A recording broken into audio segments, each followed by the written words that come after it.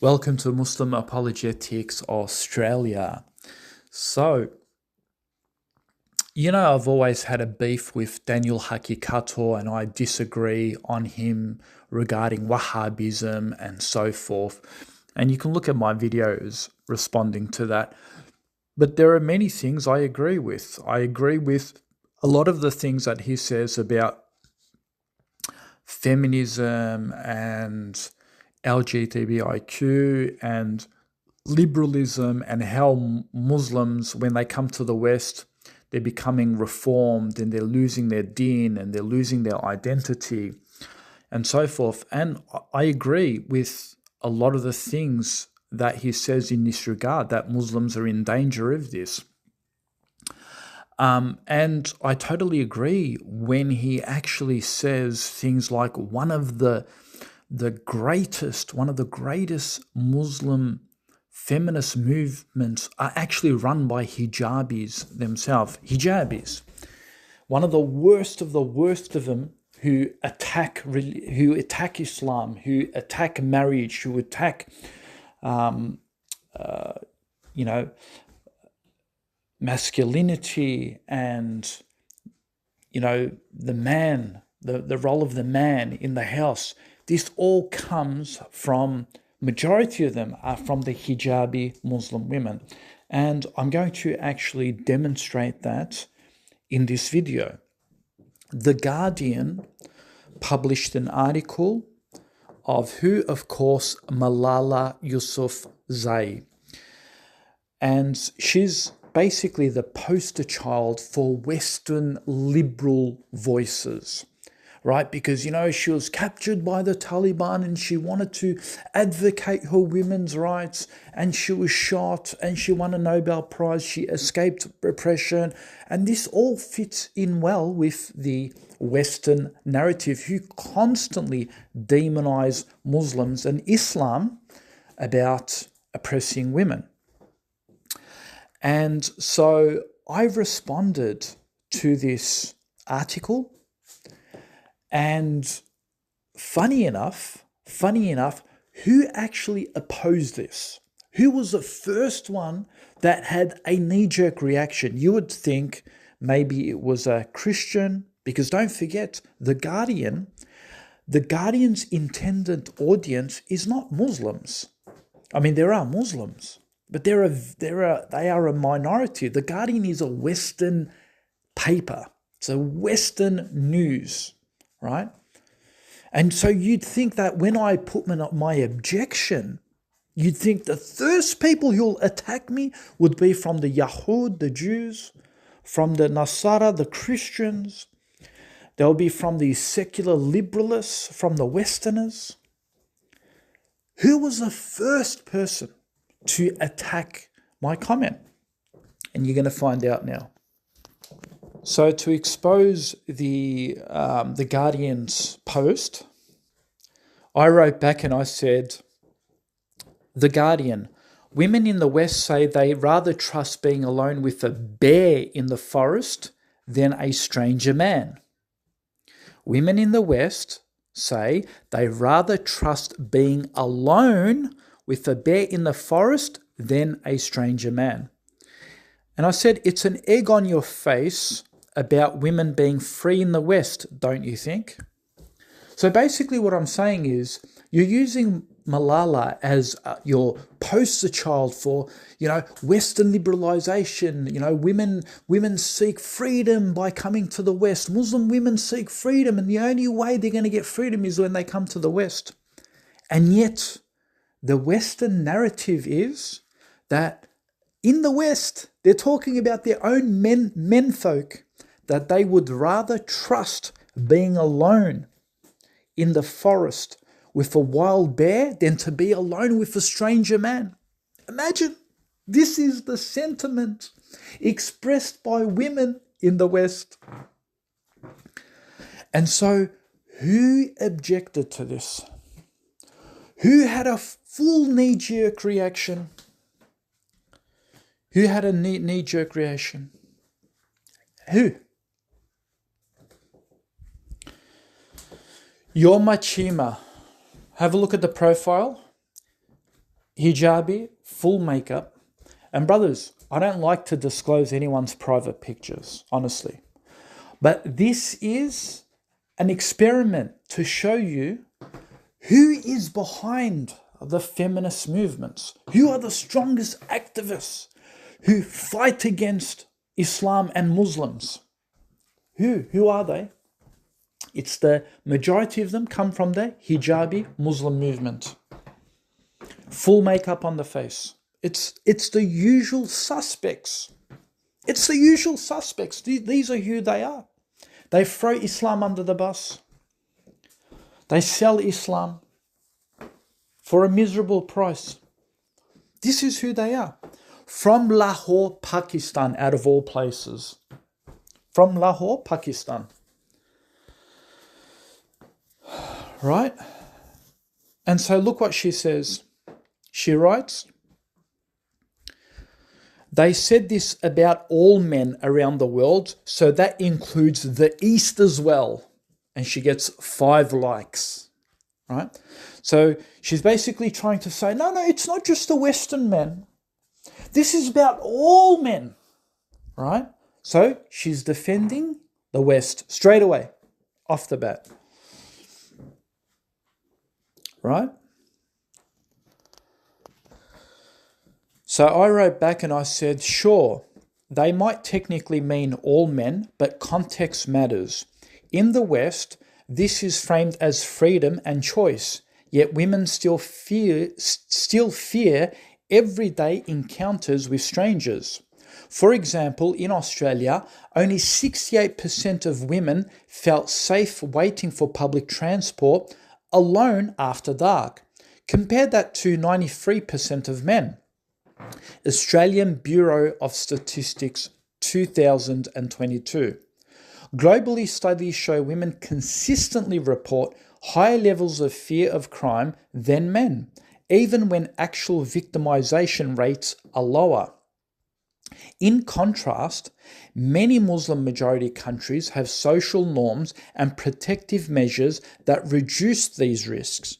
The 2025 Safety Index by Numbeo ranks several Muslim majority nations among the world's top 20 safest countries. While challenges exist everywhere, lumping all regions together ignores real differences in safety, societal structure, and the lived experiences of women. So what does she say? She comes back. And she's trying to debate with me among all the Westerners, and all the Westerners are reading this, right? She comes back, listen. She says, you are deluded, Mustafa. Mustafa Muhammad, you are deluded. She says, quote, I've lived in Saudi Arabia, Pakistan, Dubai, and the UK, and I feel safe walking around and living on my own in the UK, because you always know that if anything happens in the UK, the police is 2 seconds away. In Saudi Arabia and Pakistan, I wouldn't dare, listen, look how she throws Islam and Muslims under the bus. She says, in Saudi Arabia and Pakistan, I wouldn't dare live alone. Majority of the Muslims women feel safer. Listen, she says, majority of the Muslim women feel safer in the West because their laws and law enforcement is much better than the East. SubhanAllah. So not only has she said that the Western laws, the kafir laws, are better than Saudi Arabia that has Sharia, for instance, because she also said Saudi Arabia.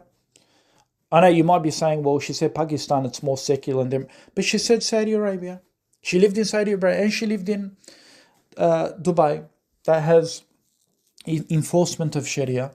So she feels better. She loves the Western law, the kafir law, gives her more safety than the Muslim world. Amazing. Right? So I responded and I said, your personal experiences doesn't capture the full picture. Feeling safe in the UK because police are nearby doesn't mean women actually face less risk. Statistics show otherwise. For instance, violence against women in the UK, according to the UK Office for National Statistics, 1 in 4 women experience domestic abuse at some point, and 50,000 women were sexually assaulted in England and Wales in 2022. That's far from perfectly safe. Fear versus law enforcement. Police presence doesn't automatically make public spaces safer. Women report high fear of harassment, assault, and sexual violence in Western cities despite strong law enforcement. Feeling protected isn't the same as being free from real risks. Muslim majority countries, social norms, family structure, and community enforcement in countries like Saudi Arabia, Pakistan, or UAE can significantly reduce the likelihood of strangers harassing women in public, even if laws or policing are different. For example, studies show public harassment rates in certain Muslim majority cities are lower than in Western capitals. In short, feeling safe in the West is often tied to law enforcement proximity, but women still face systemic risks. Claiming the West is universally safer ignores both statistics and context, and it erases the protective social structures present in many Muslim majority countries. And here's the irony. Here's the irony, brothers and sisters. This is why, subhanallah, how twisted this dunya is. How twisted. Wallahi. Here's a Muslim sister, and I'm going to show you her profile. Again, because I'm just trying to make a point. I don't like to disclose private profiles, but if they're public, then I'm going to share it in my video. So her profile is public, as in she's exposed her picture profile. This sister, her name, may Allah bless her she's already blessed with a beautiful last name. Her name is Rima Islam. May Allah bless you, sister. May Allah bless you. She's a consultant at the World Bank in Bangladesh. She's from Bangladesh. Now, she's non-hijabi. She doesn't wear a hijab. Okay? And by the way, I'm not making this video to demonize hijabis. Wallahi ladim, the hijab is very important in Islam. And we honor sisters who have the courage to actually wear it. But I'm showing you this video how toxic and how twisted the dunya has become. That sisters who don't wear the hijab are out here defending the din and Muslims and exposing Western hypocrisy compared to the ones that wear the hijab. This is how twisted, wallahi, how twisted. And the reason why Allah is punishing the Muslims in front of the kafir, whether it be in Philistine, whether it be, and by the way, I'm not saying Allah is punishing the Palestinians and they deserve to be punished. Wallah, I'm not saying that. When Palestine is being punished, we're all universally being punished because their pain is our pain. We are not disconnected. Muslims are one body. We are one ummah, right? So when our brothers and sisters are being punished in Palestine, we are all being punished universally. And this is the reason. Because you have the hijabi women or the brothers with beards who are going and saying things against Muslims. And then you have those who we deem unpracticing, non-hijab, not obeying Allah's Quran in their physical appearance. And they're the ones defending the deen and defending the Muslims. Then there's something universally wrong with the ummah. We are sick. Even shaitan at this point is confused. And so what does Rima Islam say?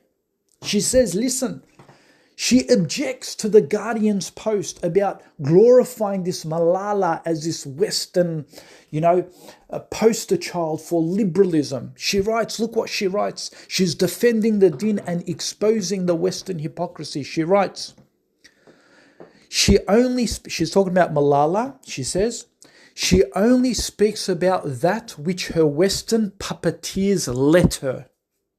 She is mute on Palestine, and her words are hollow now. Thousands in Palestine have gone through worse, yet media still flaunts her like some symbol of resilience, which she no longer relates to. Allahu Akbar.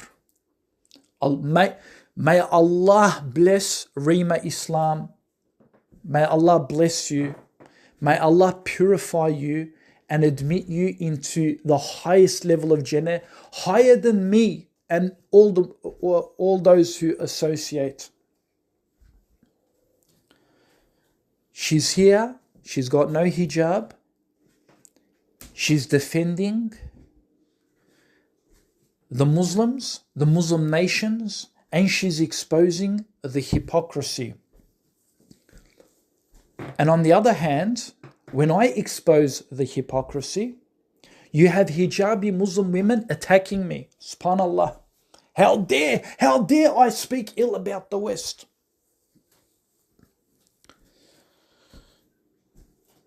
And so I responded to Rima Islam. I responded to her. I said, never been about women's rights. The West didn't bat an eye when pregnant Palestinian women were forced to endure C-section without local anesthetic. Hallways echoed with women screaming in pain, and many newborns tragically died. Not a single Western feminist group that supports Israel spoke out against Netanyahu for blocking medical aid to Gaza. When questioned, instead of taking accountability, they deflected, blaming Hamas, and some even labelled these women as Hamas supporters, claiming they were only going to give birth to more fighters. They don't care about women's rights. They only care when they can weaponize it against Islam and Muslims. So there you have it, folks. This is the heartbreak in the dawah that we do.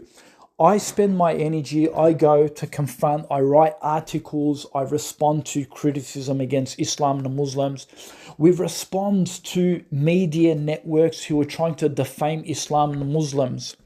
And who stands in our way?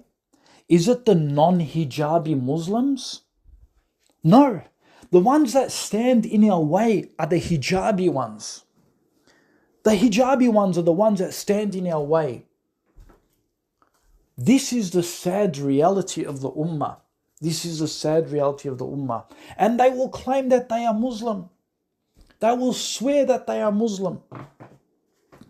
But who are the ones who are attacking Islam and Muslims? It's those hijabis. Who are the ones attacking family and the Muslim structure, the Muslim household, and the hadith and the Quran and its interpretation? It's the hijabis.